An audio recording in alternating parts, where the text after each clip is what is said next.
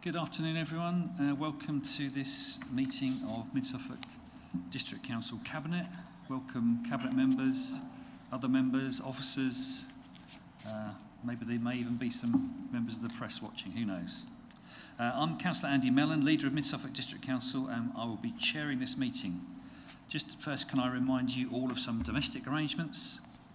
Please ensure that microphones are turned off when not in use, that you do not interrupt other speakers. Please switch off all mobile phones or turn them to silent. If the fire alarm should sound, please leave the meeting room by following the fire exit signs and meet on the Ipswich Town Football Club training pitch. Do not re-enter the building until you are told it is safe to do so. Finally, we'll be using e-voting for this meeting on the modern.gov app, so please can members make sure they are logged in and ready to use the app. Just like to remind everyone present that this meeting will be broadcast live to the internet and will be capable of repeated viewing. The whole of the meeting will be filmed, except where there are confidential or exempt items. If you make a representation to the meeting, you'll be deemed by the council to have consented to being filmed. By entering this meeting as a speaker, you're also consenting to being recorded by the council and to the possible use of those images and sound recordings for webcasting and or training purposes. The council, members of the public and the press may record, film, photograph or broadcast this meeting when the public and the press are not lawfully excluded. If you're intending to do so, please could you inform the committee clerk. Actually, one correction to that. If there is a fire alarm, we'll be meeting on the Ipswich Town Football Club Premiership training pitch. Can I move to the agenda, please? Item 1, apologies for absence. None received, Chair. Item 2, to receive declarations of pecuniary, either registrable or non-registrable interests by members. Are there any declarations of interest? Councillor Eburn. Thank you, Chair. With regards to item 12, I'm a director of Freeport East. Any other declarations? Councillor Stringer. Yeah, similarly, Chairman, I'm a director of Gateway 14. Thank you. Item 3, this is MCA/23/52, to confirm the minutes of the meeting held on the 9th of April 2024. Are there any points regarding the accuracy of the minutes? None? Okay, could I have a proposer, please? Councillor Eburn, and a seconder, please. Councillor Weller. Thank you. The governance officer will now conduct the vote. Thank you, members. That vote's now in progress.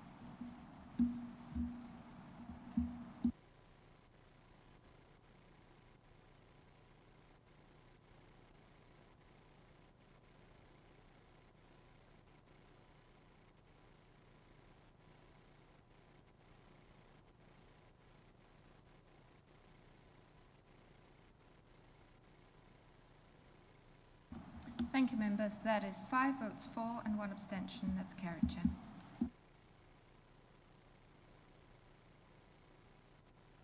We'll move on to item 4, to receive notifications of petitions in accordance with the Council's petition scheme. None received. Item 5, questions by councillors. None received. Item 6, matters referred by the Overview and Scrutiny or Joint Audit and Standards Committees. There are no matters referred, Chair. Thank you. And then item 7, the forthcoming decisions list, which is available. Are there any comments on that list? Okay, none, thank you. We move on to item 8.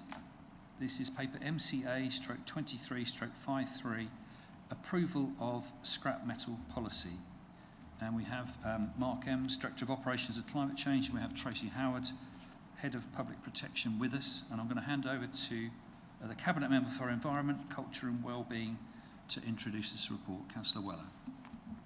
Thank you, Chair. I'd like to thank officer colleagues, particularly Kate Pearsall, and who works in Tracy Howard's team, and Tracy Howard particularly for attending today to support with any queries that we might have arising from from this item on the agenda. The Scrap Metal Dealers Act came into force in 2013. So some 10 years after the introduction of that statute, we've developed this policy to adopt a framework by which we'll licence and regulate the scrap metal trade. The policy sets out the governance arrangements which describe the business as usual activity of the Council's licensing and environmental protection teams. And this outlines the work that they've been engaged in over the last 10.5 years, 10 and a half years. So it's important that in the event of a challenge, that officers can cite the approved position of this council in addition to the statutory duties imposed on it and the trade.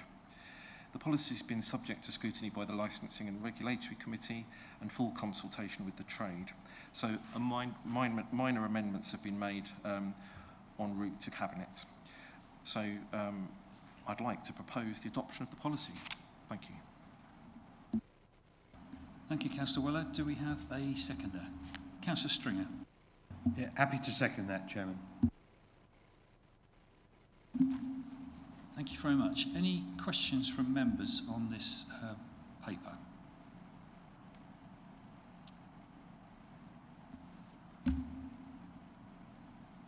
None from the Cabinet. Any questions from other members? In that case, we can now open the item up for debate. Who would like to contribute to the debate on this item? Councillor Eburn. Thank you, Chair. I just think it's really good to see this policy come forward. I think also the process of getting it here today has been really good in terms of going through the licensing committee and the involvement with all the various stakeholders. So it's good to see that really thorough process. And I think it's good for clarity for all those involved in this area. So I'd be very happy to support it. Thank you very much. Thank you. Any other contributions to the debate? Yeah, I think in this case it's fairly straightforward, so I will read out the recommendations. Just get myself to the right page.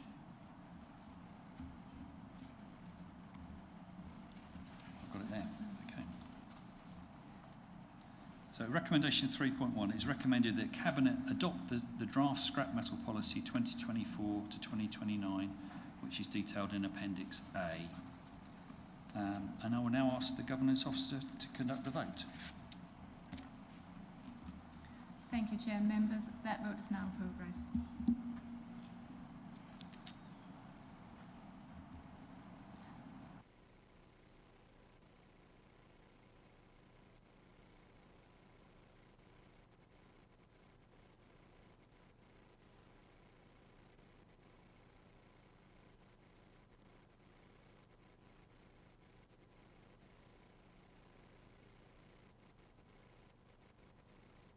Thank you, members. That's 6 votes for. That's carried, Chair. Thank you very much. Thank you to the officers. So we move on to item 9. This is paper MCA/23/54, simpler recycling food waste collections. We have Mark here, we have Ollie Walters, Ollie Fairs, Head of Waste, Recycling and Fleet, and we have Oliver Walters, our lead member for recycling and waste here as well. So I'm going to hand over to Councillor Weller to introduce the report. Thank you, Chair, and I'm very happy to pass the responsibility for introducing the report to our lead member for waste and recycling, Councillor Ollie Walters. Thanks, Councillor Weller. And firstly, can I say it's delightful to be here for my first Cabinet meeting to introduce this paper. Like Councillor Weller, I'd like to thank officers Ollie Fairs, Mark Ems for their hard work and associated officers bringing this paper to Cabinet and the work that's gone on behind the scenes. Really today we're concentrating on the procurement side of things and to give officers and directors and related members Councillor Weller the opportunity to agree the process moving forward. We need to press on with vital decisions on vehicles, on procurement of vehicles, and bringing information back to Cabinet to establish ultimate budgets. We do not want to get left behind the curve in the supply chain, which is undoubtedly going to become more and more scrutinised.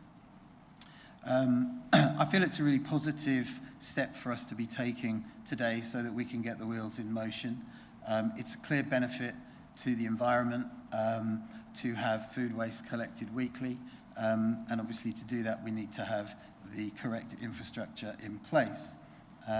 We know that the evidence shows the clear carbon reduction of having food waste processed through anaerobic digestion as opposed to going to energy from waste. So there are massive carbon savings to be had. In terms of where we are, we know that we have a list of some 60 or so councils already up and down the country of all colours that are already collecting food waste. So we feel it's good to now be finally coming to the table and getting our process underway. So I'm happy to say I'd like for the paper to be approved. Thank you. Thank you, Councillor Walters, and I'm very happy to propose adoption of the recommendations. Thank you, Councillor Weller. Do we have a seconder for that? Councillor Eburn. Thank you very much, Chair. I'll be very happy to second the recommendation. It's very important that we get going on this. As Councillor Walters has mentioned, there are many, many councils across the country are already doing this, and now we have a government timetable to meet to make these changes. And even if that timetable does change, we have still got to get on and get into this process so that we can start collecting food waste. And I think it's really important that we have a really good plan and that we aren't kind of rushed into it, and that we're able to look at all of the available opportunities and that we've got to hand. So I would strongly support this, and hope that everyone else will. Thank you, Chair. Thank you, Councillor Eburn. Any questions on this from Cabinet members? Councillor Winch. Could we just clarify the position on electric vehicles? Yes, certainly. We are looking at all options for different vehicle types, including EV. We are waiting on budget numbers coming back from the officers to give us the costs and the full life benefit of electric versus HVO. And so obviously once we have those figures in front of us, we'll make a decision, or at least give the opportunity to Cabinet. It is strongly in our favour to include electric vehicles, as many as we can, but obviously we are aware that there is an additional cost, but when we look at the full life of the vehicle, hopefully that will be mitigated. Councillor Eburn. Thank you, Chair. Given that we know that the funding from government isn't likely to cover the cost of the additional cost that this is going to cost us, do we know whether there is any likelihood of getting more funding from government? And secondly, if government decides to having this project having been delayed significantly already, if there's further government delay, will we just get on and do it anyway, or will we wait and see? Thank you, Chair. I'll defer the first question to the officers. In terms of the second question, equally I'll ask for their backup, but we have to get on and do it. And I do believe that we need to have at least one or two electric vehicles in our fleet. It would be nice to have them all electric, but I'll pass over to the officers. Oh yeah, just in answering that, I think regards funding, the capital funding we know isn't quite sufficient, and hence the extra ask in this paper and covering that. We do have a claim in with DEFRA for additional capital funding that we feel we can justify. Difficult to say whether we're optimistic of receiving that or not, but we've gone through due process and put that claim in as you would expect us to do. Then in terms of whether there will be enough funding ongoing for the revenue change portion of this. We've been told that that will be covered by DEFRA under New Burdens revenue funding, but we're not expecting information on that until the end of the calendar year, which does represent a challenge in terms of pushing on with this ahead of that particular decision being in place. But we will be bringing a paper back for you to make decisions around type of propulsion on vehicles, around electric vehicles or non-electric vehicles, and go into the next stage as soon as we can, really, which will be later this year. Any further questions? Councillor Weller. Thank you, Chair. The paper makes appropriate reference to a preference for composting food waste as opposed to collecting food waste.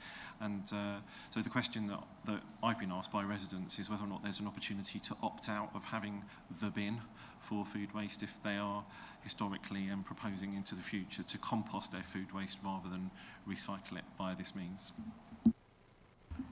Thank you, Councillor Weller. Yes, as I understand it, it does refer to this in, I think, section 11, that composting will still be encouraged, and obviously there will be ways for residents to have alternatives to mandatory food waste. Obviously, we want to encourage food waste, but if composting is something that our resident strongly already does and wants to continue doing, we don't want to introduce more plastic into the system than we otherwise need to.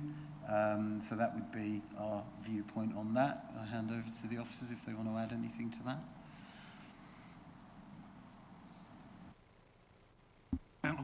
Councillor Walls, yeah, absolutely, yeah, we can work that opt-out into our rollout programme. Thank you. Any other questions from Cabinet? If not, any questions from other members? Councillor Whitehead. Thank you, Chair. I've got 4 questions. I think if we ask the first 3 together. The report refers to real concerns regarding the supply chain capacity and uncertainty on lead times. But in paragraph 2.1, it states we would have no grounds to request a delay. Now, given our food waste goes to energy from waste rather than the landfill option used by most councils, wouldn't it make more sense for DEFRA to ease national supply chain pressures by granting a delay to councils like ourselves who already have good food disposal arrangements? That's my first question. Page 42 says failure to introduce is a breach of statutory duties. So what does that mean in practice? And given the imminent election, what do we know of Labour's attitude to this expensive food collection policy? That's my first 3 questions. I'll defer the questions to the officers concerned.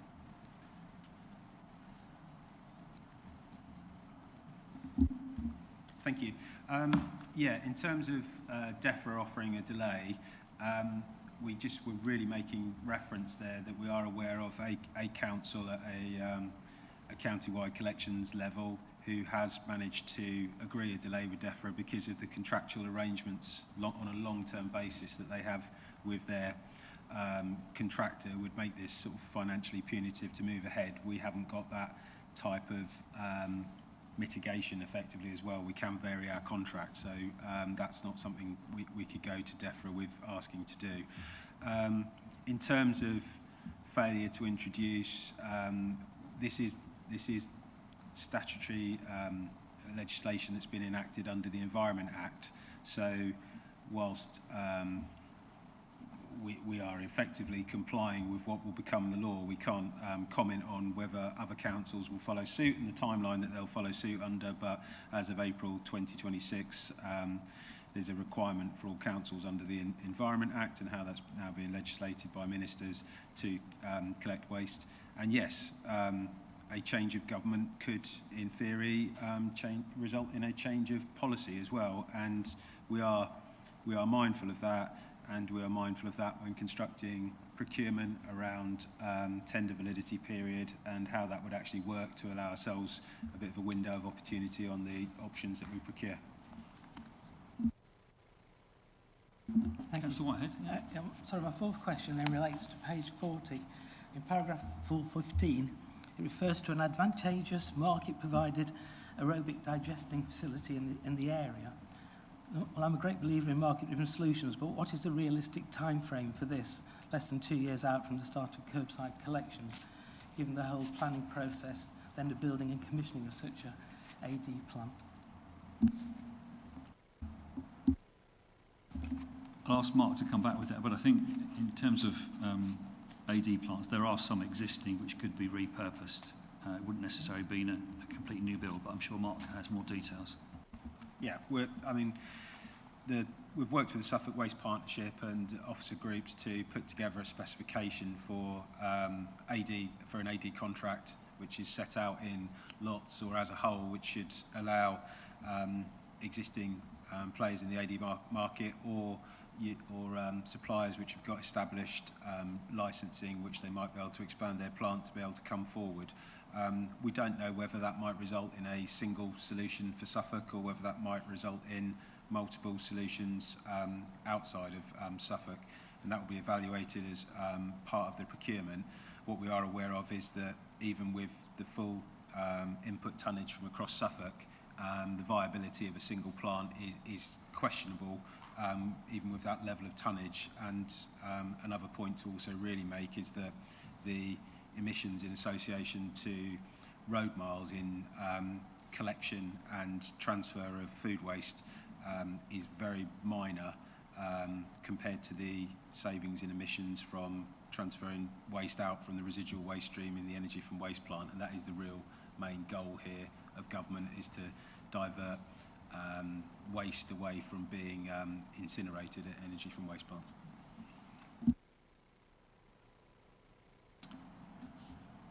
Any further questions? If not, we can open this item up for debate. Who'd like to contribute to the debate? Councillor Winch. Yeah, March 2026 isn't very far away, so I'm really pleased to see this paper come forward, and I'm looking forward to the paper on dry recycling as well. What I would like to say is this is government legislation, so we need to get in a position to comply with it as soon as possible. I would like Mid-Suffolk to be one of the best at recycling in the country. We don't want to just set our bar at what the government is saying we have to do, and I'd like you to think about that we want to be one of the best.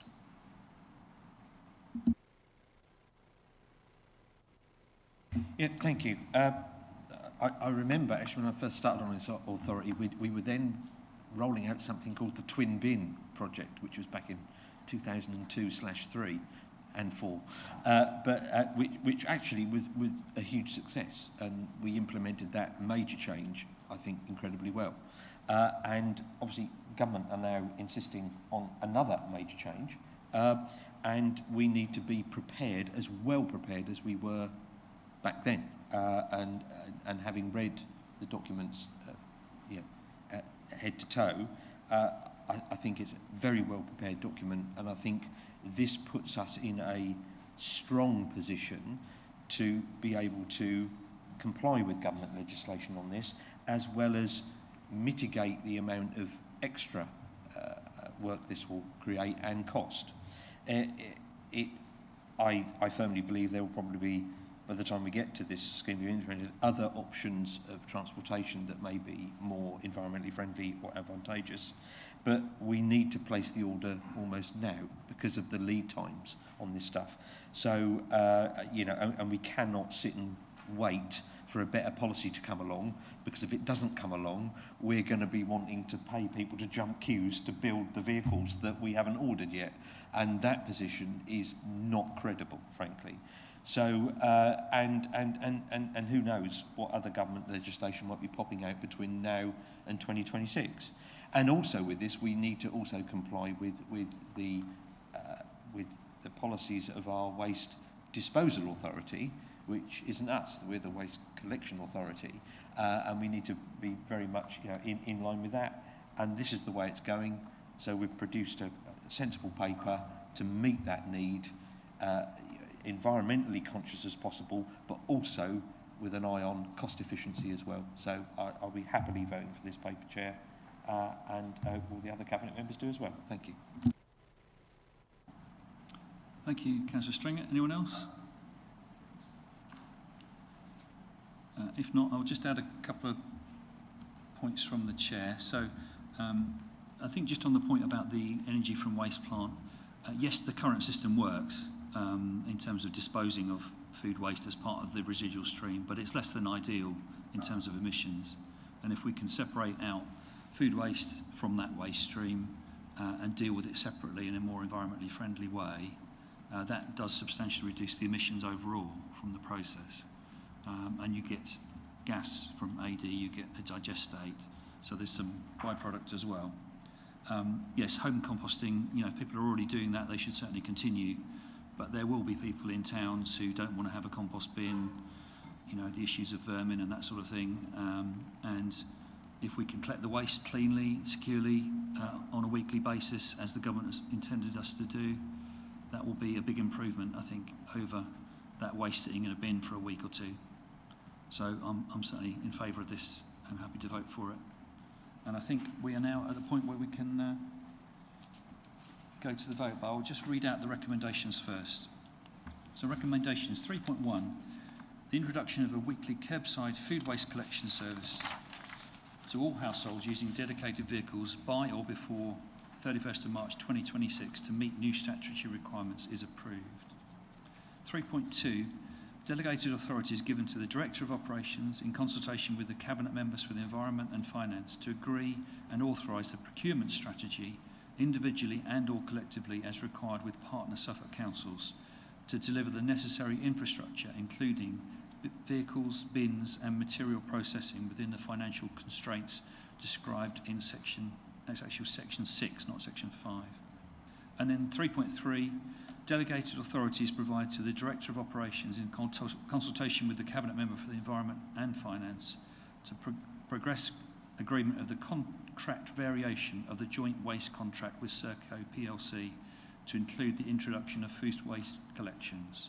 And I'll now ask the Governance Officer to conduct the votes. Thank you, Chair. That vote is now in progress.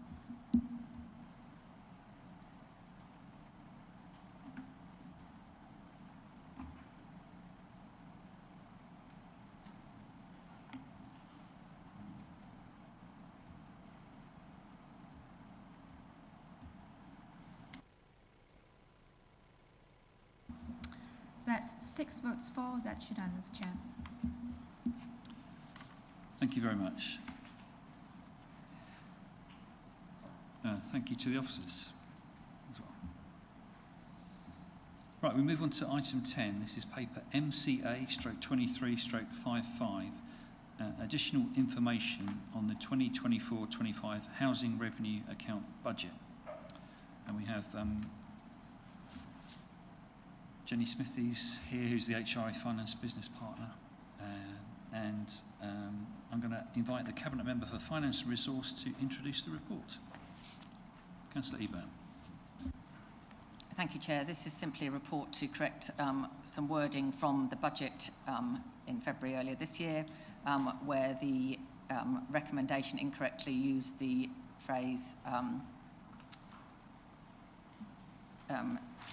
RPI instead of CPI, but the actual calculations within the budget were all the correct calculations based on CPI. So it was just picking up different acronyms, and in the report RPI and CPI, but the correct wording is CPI plus 1% for each of the 2 points there that are noted in recommendation 3.1b. So I'm happy to propose that and ask for a seconder. Thank you. Thank you, Councillor Eburn. I'm happy to second that from the Chair. I should just point out that we do have Karen Watling, who's the Section 151 officer, online if required to answer any questions. Any questions from Cabinet members on this correction? No? Any questions from other members? None? We don't need to debate this item, so I think I can just read out the recommendation. Cabinet notes the following correction to the wording, which is, let's just get the right one.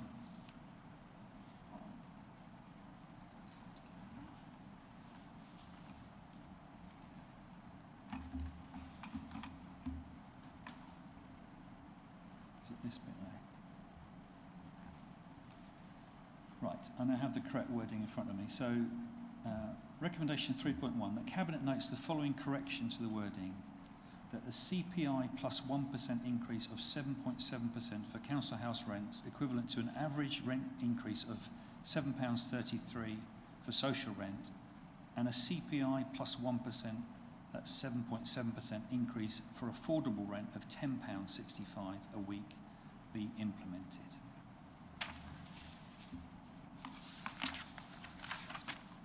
So I'll now ask the Governance Officer to conduct the vote.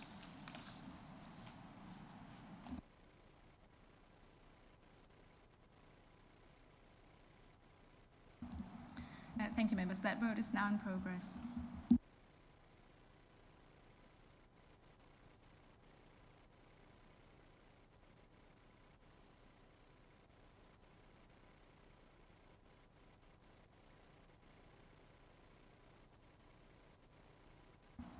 That's 6 votes for. That's unanimous, Chair. Thank you very much.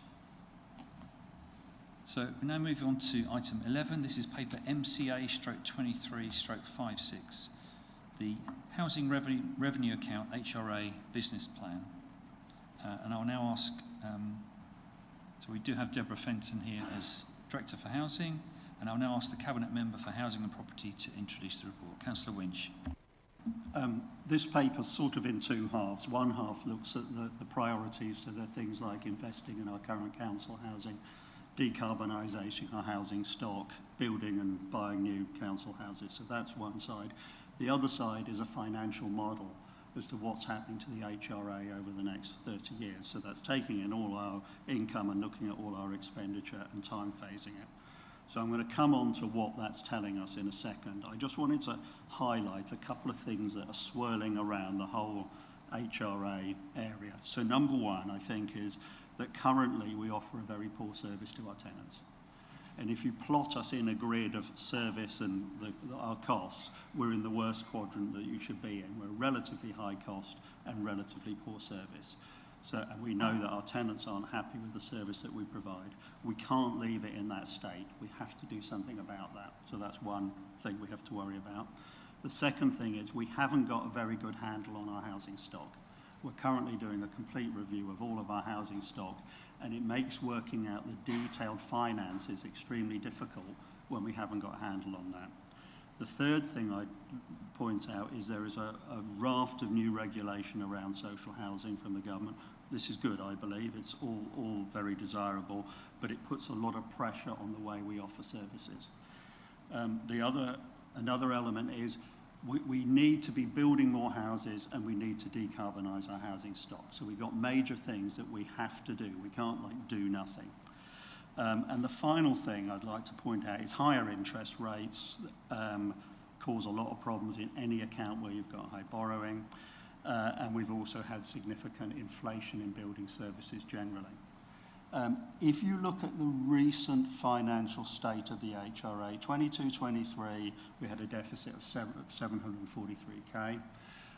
When we came into office last year, the HRA budget had a deficit of 806k. There was an error in that budget, so the budget should have had a deficit of 2.7 million. We had to put more money on top of that to sort out the huge backlog of repairs.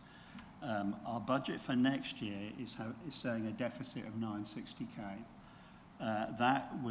So that's moving strongly in the right direction. It's still not good.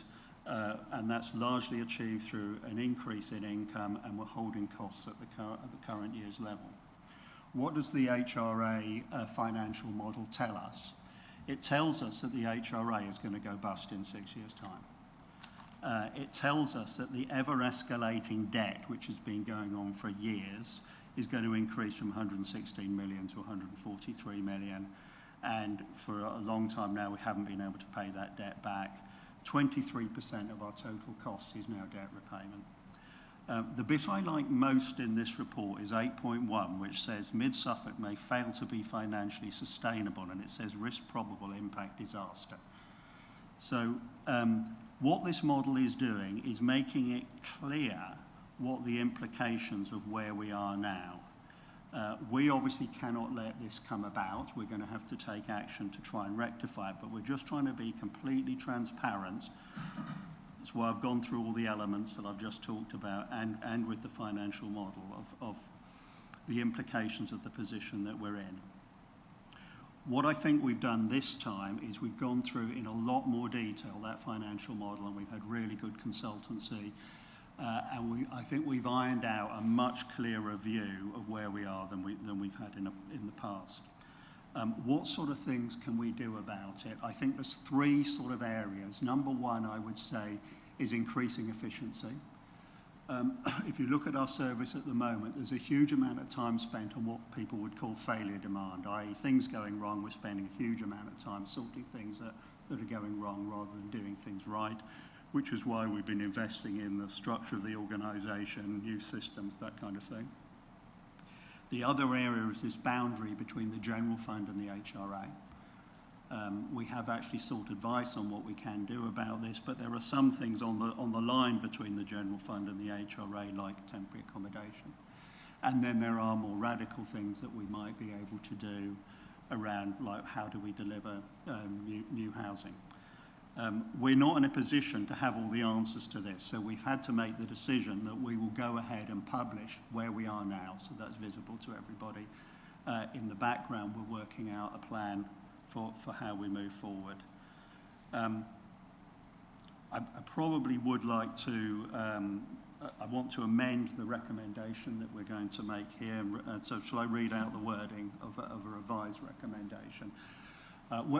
Just to be clear, we can't recommend that we support a business plan that says we're in such a financial straits. So we're trying to be transparent with everybody. And that we're going to do something about it. So our recommendation says that the content of the business plan are noted before being presented to Council for comment and noting, before returning to Cabinet for final approval. That Cabinet will work to significantly improve the current position detailed in the business plan to ensure a viable plan is in place. That's what we're proposing to change the wording to. That's probably all I want to say at the moment. Okay, are you happy to propose the, yeah? So we need a seconder. Councillor Eburn. Thank you, Chair. I would say I'm happy to second it, but after that proposal, I'm not so sure. But I think with the housing revenue account, you know, that is for looking at all our council homes and our people's homes. We need to be acutely aware of that. And we're aware of the many issues that we inherited with this account. And the business plan that you'll see today is a very complex plan, which includes items within it to address a lot of these issues. But it is a point in time, but it is a constantly moving plan. So when there are new changes, when new services come in, when the new efficiencies are made, the plan will be changing. It's a model that's going to be constantly under review. And we will be actively reviewing this. And I think, as my colleague has said, one of the key things that as an administration we say is we want to be completely open and transparent. That's part of our commitment to the public and to all our tenants particularly. And so we're looking at every single aspect of this 30-year business plan to ensure that, you know, that it will work for our tenants and for the council and for the public as a whole. And I think with regards to having a 30-year plan, it's really important that we have a set of priorities, and those priorities are detailed within the report that's before you today, and they're important that we put our tenants front and foremost of this plan, but also that we ensure, as in that we have the financial kind of competence really to make sure that we've got absolutely everything within this business plan and that it works, and that we can actually help to resolve some of the issues that, like I say, that we've inherited, and ones that are additionally as a result of circumstances, you know, beyond our control, as it were. So we are actively reviewing this, and I hope that when this is presented at council, we will get some ideas as well from other members of things that can else contribute to an effective business plan. And I'd also, Chair, like to thank the officers for their work that's gone on this, because a huge amount of work has gone into this, and it's really been across the board in terms of the amount of hours that people have put in different suggestions, how to make things work and how to improve this. So we really, really appreciate the work that's gone in from the service for this report. Thank you, Chair. Happy to second that. Thank you very much. So we've got Councillor Winch proposing the recommendations and Councillor Eburn seconding. Any questions from Cabinet members on this paper? If not, any questions from other members? Councillor Whitehead. Thank you, Chair. Page 49, there's one key risk, and that's financial risk with likelihood of probability score of 3, impact disaster score 4, exactly. I wasn't to know that. The 30-year numbers show a deficit after year 6, less than a quarter of the way through, and then a continuous upward spiral of debt and deficit right through to the year 30 and presumably beyond. So on that basis, surely priority 8, ensuring sustainable financial management, should be priority 1, and all other priorities should be subservient to that key overarching priority. Because the finances aren't sustainable, then surely the whole thing isn't sustainable. Well, I don't think they're particularly ranked in order. They're listed clearly. Priority 8 is absolutely top of our minds. But the whole point of this problem is you have to try and deliver all of these things. That's what the problem is. If we're just worried about financial sustainability, then our problem is not nearly as great. But we have to deliver decarbonisation, new houses, look after our tenants. We are actively working on priority 8 at the moment, and it would be nice to present these numbers in a slightly different way, but we haven't got time to do that. Further questions, Councillor Whitehead? If I may, Chair, yes. Within the HRA model assumptions on page 55, it states that salary and wage costs will rise by 3% in 25-26 and then 2% thereafter. But Table 7 within our year's budget papers indicate pay increases of 4% for the current year, then 3% for following years, plus annual increment progressions of 2% per year. And I just wondered, I mean, that equates to 22.7% over 4 years. So does the HRA model incorporate the same pay rises and increments as built into the medium-term budget forecasts? Thank you. It's a very good question. Councillor Winch. It is a good question. I'm going to pass it over to... yeah.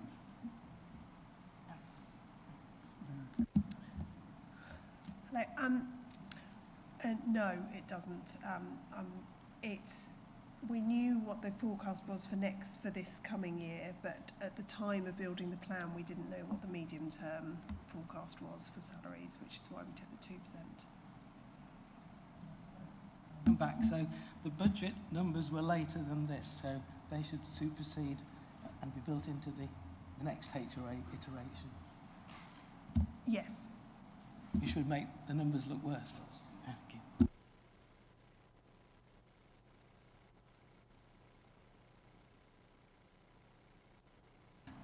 Any further questions?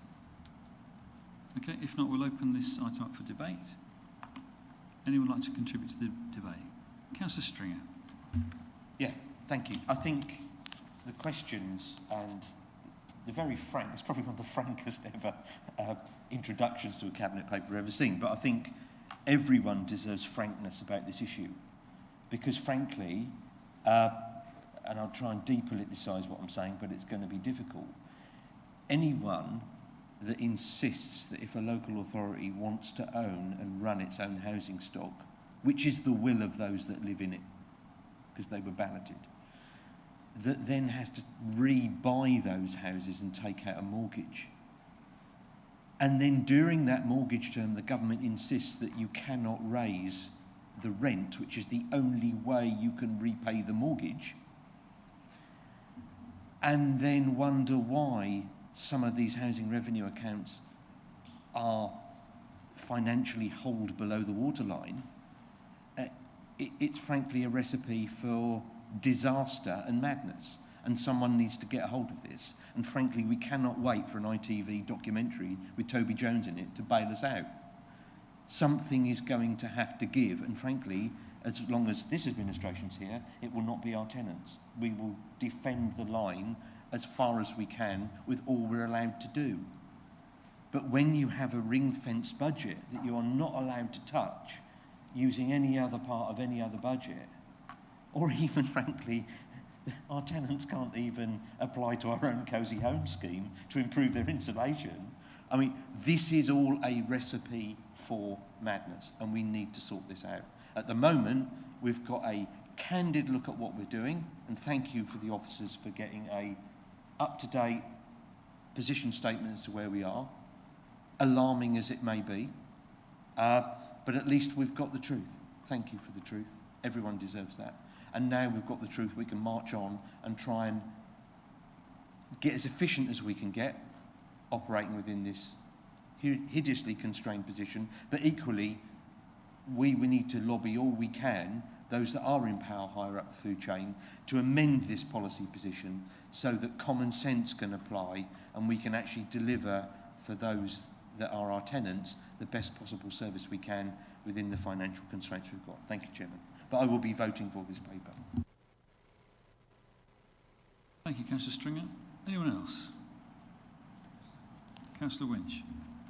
Yeah, I just wanted to say, whilst it's a very gloomy picture, there are lots of things that we can do to improve this situation. So it's not like we cannot, it's certainly in terms of the annual deficit, I think there's a huge amount we can do to bring that into line. In terms of the ever-growing debt or the size of that debt in relation to the income, that's a very difficult nut to crack. But I think it's important that we give the message that it's not just that we are looking for things to do, there are things that we can do that will make a difference. Anyone else? Okay. If not, then I will just remind you of the recommendations which have been updated. So recommendation 1 is that the content of the business plan is noted before being presented to Council for comment and noting before returning to Cabinet for final approval. Recommendation 2, that Cabinet will work to significantly improve the current position detailed in the business plan to ensure a viable plan is in place. And I will ask the Governance Officer to conduct the votes. Thank you, Chair. I have updated the wording in the votes as well to reflect that Councillor Winch changed the recommendations.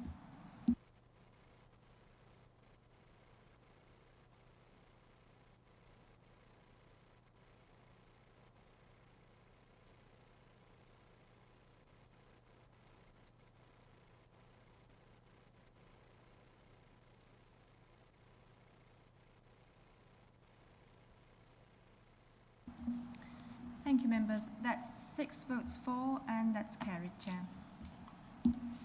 Thank you very much. Thank you to the officers.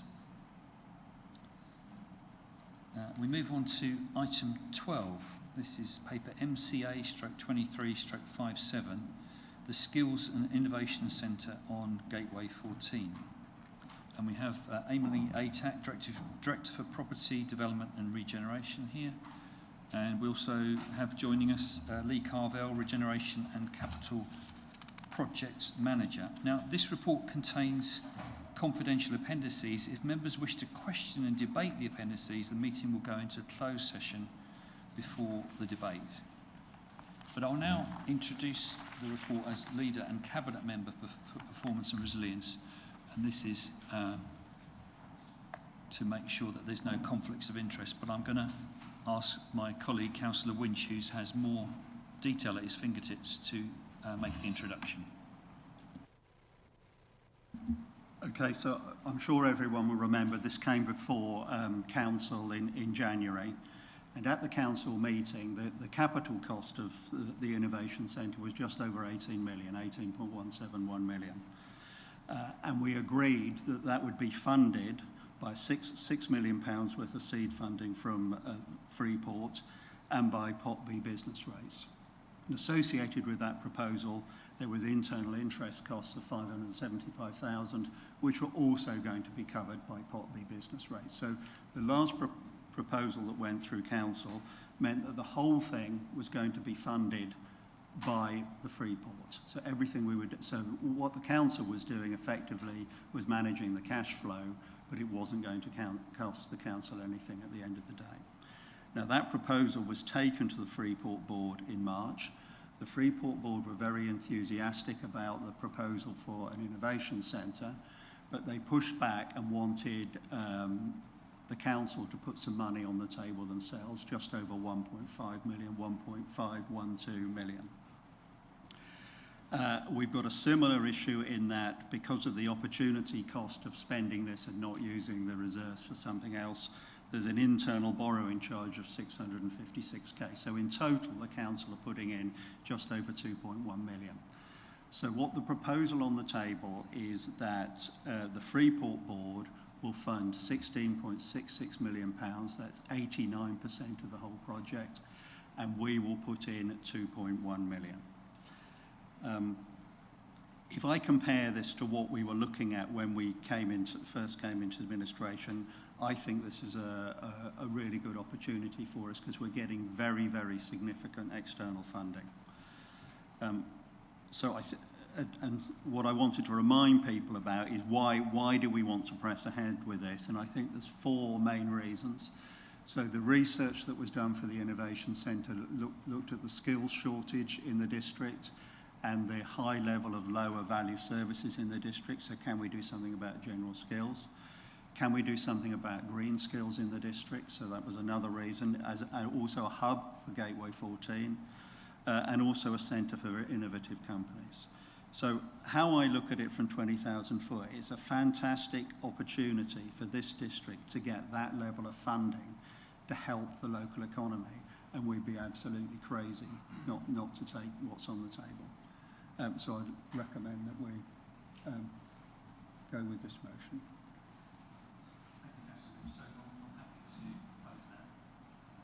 I have a seconder. Councillor Davies. Yeah, I'd be happy to second. Thank you very much. Any questions by Cabinet members on this paper? If not, any questions from other members? Councillor Whitehead. Thank you, Chair. Page 79 indicates a 2.167 million funding gap. 11% of the total capital cost has arisen within 4 months of full council approval. And page 80 indicates that 3 options were considered. But in the light of this early financing shortfall, should the option of building a less of a grand design, perhaps a more modest proposal, taking out some of the bells and whistles, have been considered as a 4th option? Councillor Winch. Yeah, I think there's two. Just to be 100% clear, the total capital cost of the project hasn't changed. We've had to re-look at the funding model. I think we're concerned about constant delay on projects and that we needed to press ahead with it on the current specification, or we'd be going around the whole loop again, re-evaluating, re-looking at the design, and we'll never get the thing off the ground. It's really important that we get the Innovation Centre as part of the overall Gateway 14 setup. And we are starting to attract some extremely good companies to Gateway 14, and I think having the Innovation Centre there and about to be there is very important for getting new names on that side. Councillor Whitehead. And a second question, if I may. And this is, I'm wanting to have an explanation of the wording within paragraph 2.2. If someone can sort of set it out in simple English, and I'll read it, where it says, because of this funding gap, it says, let me find it, it's also recommended that as part of the 25-26 budget setting process, the funding of the council's entire capital programme is looked at holistically and strategically rather than on a project-by-project basis. So my question is, what does that really mean in plain English? Councillor Eburn. Thank you, Chair. I can help with that, Councillor Whitehead. I think one of the things that we've looked at as an administration is the capital programme and how that's funded. And when you're funding items within that programme from our own reserves, you have to have effectively an opportunity cost in there that you could have used that money for something else. And what hasn't been done before and is now being done is actually reviewing all of those projects within that to see what that would cost, what the opportunity cost would be for that. Now, for this particular project, we've looked at that, and a figure has been put forward of around 600,000, which is over a 30-year period. So what that paragraph is saying is that when the whole programme of funding is looked at, that could potentially change in terms of over the 30-year period, but it's at the moment that's what we know it will be, and I'll quite happily share that programme with you and other members when we get nearer to that time. Does that help? I think so. I mean, looking at it, just basic wording, it just seems that the budget, capital budget, would not have a project-by-project basis set out, but rather some, sort of whatever. And it just seemed rather a strange approach.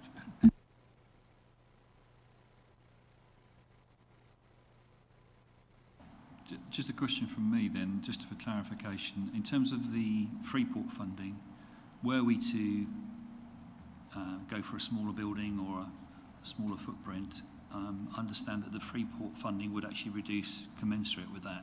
So we'd still be on the hook for the 1 point, whatever million it is. Yeah, that's correct. We'd still have to put 1.5 million in. That's a good point. Councillor Eburn. Yeah, and if I can just make a clarification that of the money that's coming via the Freeport, 6 million of that actually comes from Deluxe, so the Department for Levelling Up Housing and Communities, and comes into Freeport and then comes out again to this project. So just to make that clear. Okay, any further questions? If not, we can move into debate. Who'd like to debate this item? Councillor Stringer, thank you. Everyone's been rather reluctant this afternoon. It's interesting project, and it's been discussed an awful lot, certainly by this administration, over the last year. I want to thank everyone that's got this document to this stage, and it has taken a bit of a turn with how the funding is going to stack up. But actually, the Gateway 14 site has already won an award for being the deal of the year. And actually, I think if we'd have been offered this deal at any point in the last decade, that you could radically shift the skills and aspirations of Mid-Suffolk with an iconic building, built to an excellent standard, that pushes the envelope, and will hopefully raise the ambitions of our district. For the amount of money we're putting in as an authority, I think that too would be considered possibly the deal of the year. So I think I congratulate everyone that's been involved in getting it this far, and I think the deal we have struck now, I think is a very, very good one. If it delivers half of what it could, I think it will continue to create a legacy that we can all look back on and be proud of. So I have no hesitation in voting in favour of this, and I say congratulate all those involved in getting it this far. Thank you. Thank you. Councillor Eburn. Thank you, Chair. I think I'd just like to credit the officers involved, particularly Lee Carvell, for the fantastic work that he's done on this. It really is an intense amount of work that he has put in, and what we've seen before us today is very much down to his commitment, his attention to detail, and I'm really proud to have worked with him on this because I think it's been an excellent piece of work. And I think the fact that we've come out of it with 89% of the costs covered in this way is just really commendable. So thank you, Lee, that's really fantastic. And to the rest of the team of officers that worked on it as well, don't want to forget anybody, but I'm not going to run through all of the other names, but without that, I think this project wouldn't be going ahead. And I think it's really important to say that for the local area, for Gateway 14, having such a massive investment into that will be really beneficial, and for our council for the local area, for Stowmarket Town Council and so on, and everyone that's been involved in this project to see this go forward and get up and running, I think will be really fantastic. And we'll look forward to kind of having a really great centre to launch in the near future. Thank you. Thank you, Councillor Eburn. Anyone else? If not, I'll just say from the chair then, I think this is a really excellent result. It's really positive news that 89% of the funding for this project is not having to come from us directly. It is coming through the seed money and through the retained business rates. I'd certainly like to echo Councillor Eburn's comments and thanking Lee and Emily and the rest of the staff who've been involved in this, and Councillor Eburn as one of our Freeport directors for her battling with the Freeport to make sure that this funding has been allocated here to this project, and also thanking the company directors for Gateway 14 and the holding company as well. So I will just read out the recommendations. Recommendation 3.1, that Cabinet approve the recommended revised funding strategy shown in Appendix A, which is in the confidential papers. And 3.2, that Cabinet approves the increase of the total cost envelope for delivery of the Skills and Innovation Centre to a maximum of 18.85 million from the 18.75 million previously resolved. And then there is an onward recommendation to Council 2. So we have 3.3 that Council approves. Am I okay to read these out, yeah? But it's for council. It's for Council, so I don't need to read that detail out actually. So we have onward recommendations 3.3 and 3.4 there as well. And I'll now ask the Governance Officer to conduct the vote. Thank you, members. That vote is now in progress.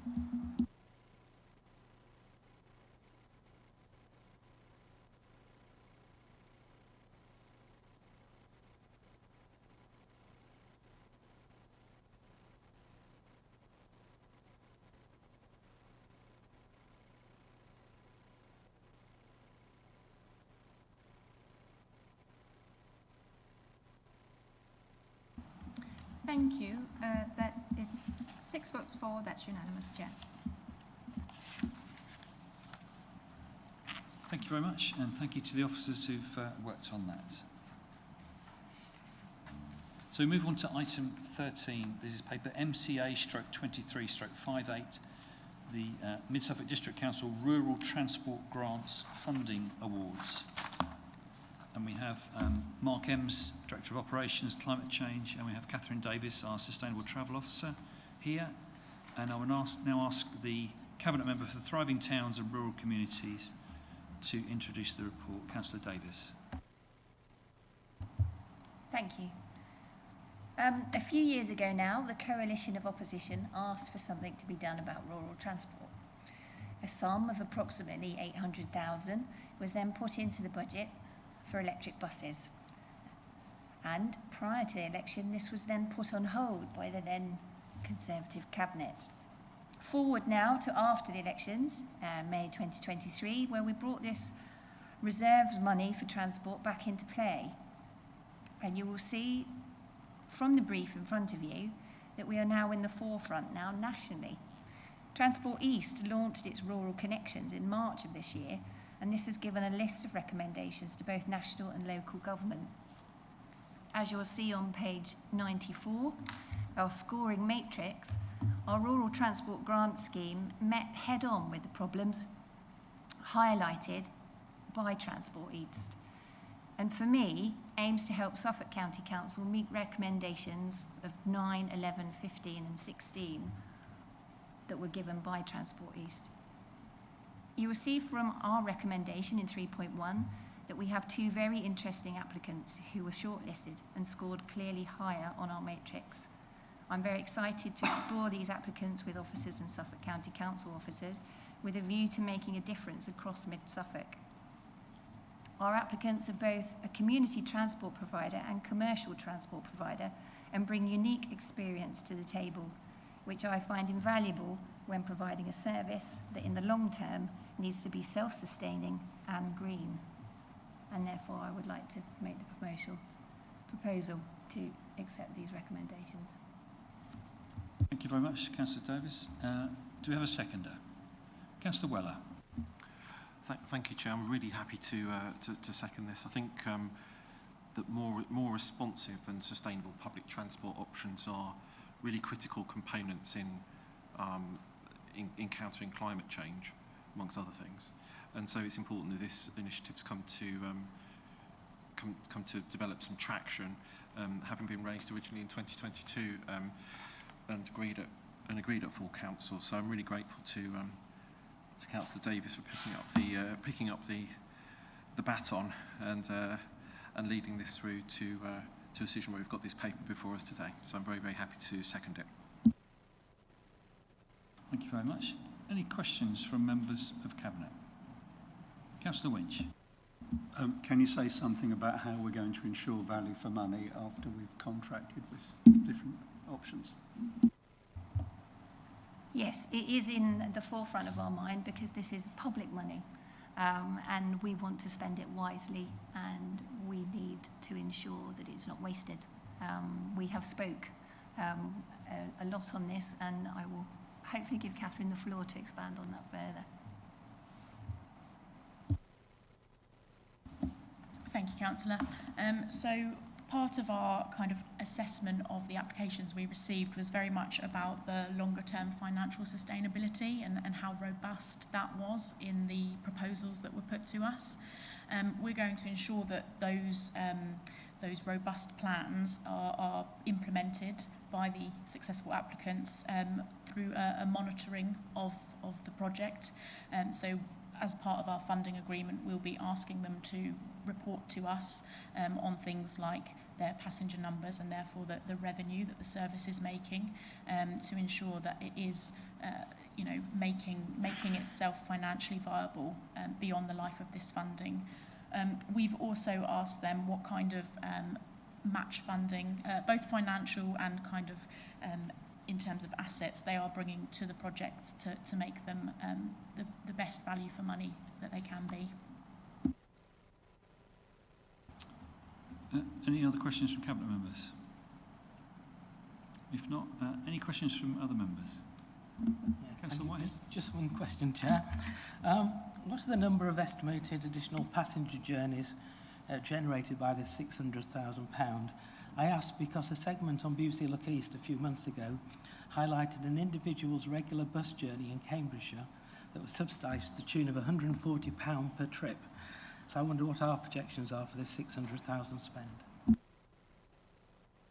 Thank you for the question. Councillor Davis.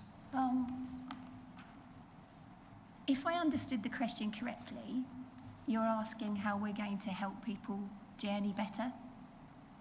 Was that what you were asking? Sorry, I was asking what are the estimated additional passenger journeys generated by the spend? We won't know that until we start monitoring.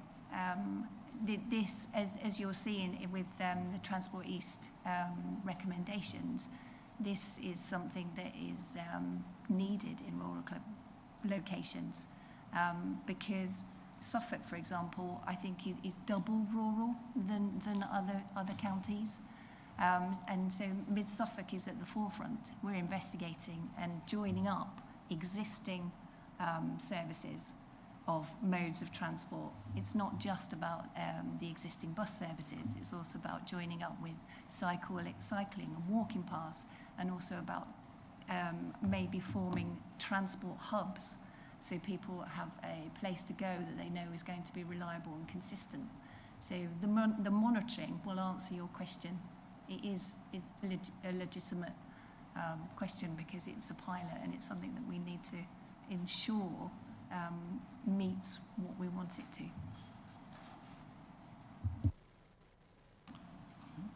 Did you want to add anything to that, Catherine? No? You happy with that? Okay. Good.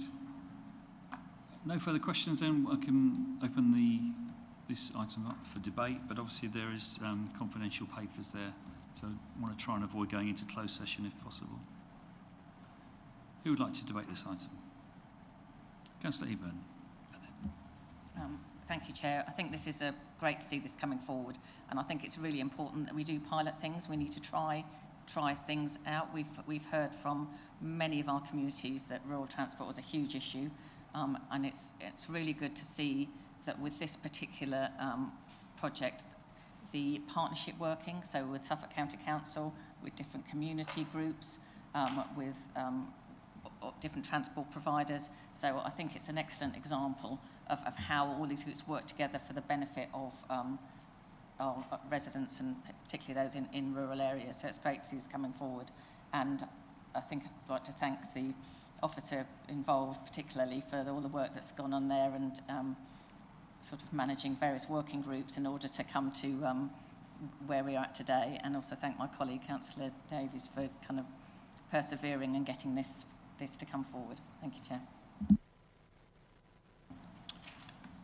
Thank you. Anyone else? Councillor Walter, sorry. Thanks, Chair. Yeah, I would also like to thank Councillor Davis and Catherine for the work that you put into this. Stowmarket, which is our central town within the district, needs all the help it can get, and any sort of sustainable transport that helps bring people from the villages into the town is very welcomed. As a local business owner as well, I'm constantly charged with what are we doing about getting more buses to bring people in from the villages to help improve the market square, the market services. So I welcome this wholeheartedly, and look forward to seeing increased footfall within town. I would add one thing, and I think further to a question that came from across the floor in terms of monitoring. I'd like to hope that if initial numbers aren't too high, that there are some fallback plans to help make that situation rectified. Thank you. Councillor Stringer. Yeah, thank you, Chair. Just want to say that I'm really glad to see this paper coming forward. This area has needed some action for some time. Representing a rural area, as I do, both for this council and another council, we recognise the challenges of getting people onto public transport. Indeed, I live in sight of a village that's got nearly 500 new homes coming to it, without a bus service that can get people into employment into Stowmarket every day, which frankly is unsustainable. So while we have an option to pursue sustainable transport for these kind of communities, we should take every option. And yes, we need to monitor that, we're not spending hundreds of pounds per journey, but I think we owe it to those communities that are growing. For the ability to thrive, we need to try every avenue, and us trying to use this budget that's been set aside for sustainable transport, we should be doing that. In fact, I was slightly concerned about the questioning from the members in the opposition group, because not a few weeks ago, in literature going around an election, there was a letter signed by your good self, John, that was accusing us of halting this entire project. Of course we haven't halted it, we're actually delivering it. So I think you need to get your criticisms lined up. You're either criticising us for doing it or criticising us for not doing it. We'd choose to go and do it. And yes, of course, we'll monitor it because we need to deliver this. So I will wholeheartedly be supporting this paper. Thank you, Chair. Thank you, Councillor Stringer. Any other contributions to the debate? I'll just say then, from the Chair then, clearly the COVID pandemic was a huge challenge for public transport. If people were told, basically, if you get on a bus together with other people, you're going to spread a disease which could kill you, it doesn't encourage people to use public transport. And so bus travel particularly badly affected and has struggled to recover from that. And we know also that the County Council, which has in the past been able to subsidise some routes, has had to withdraw from that for funding reasons. So But the good news is that there are some successful pilots going on across the county, and I think this one has is another part of the mix, and if we can plan it right and bring the right people on board, which we are doing, working in partnership with the County Council as well, I think this is a very good chance of success, and I look forward to seeing these improved services in the months and years ahead. So I'll just read out the recommendations and then we'll go to the votes. So recommendation 3.1, that as per recommendations made by the funding award panel and with the understanding that the exact funding agreement still requires development, Cabinet approves in principle that Mid-Suffolk District Council awards a maximum amount of £300,000 to one applicant and a maximum amount of £300,000 to another for the provision of new passenger transport provisions across the district. And recommendation 3.2, that Cabinet delegate the further development and progression of this into formal funding agreements to the Director of Operations and Climate Change in consultation with the Cabinet Member for Thriving Towns and Rural Communities. I'll now ask the Governance Officer to conduct the votes. Thank you, Chair. Members, that vote is now in progress.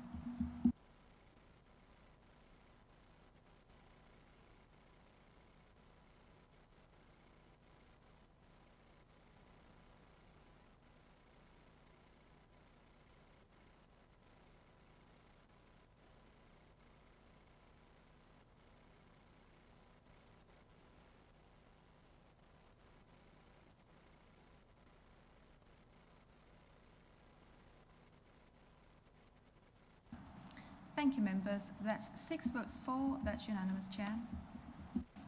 Thank you very much.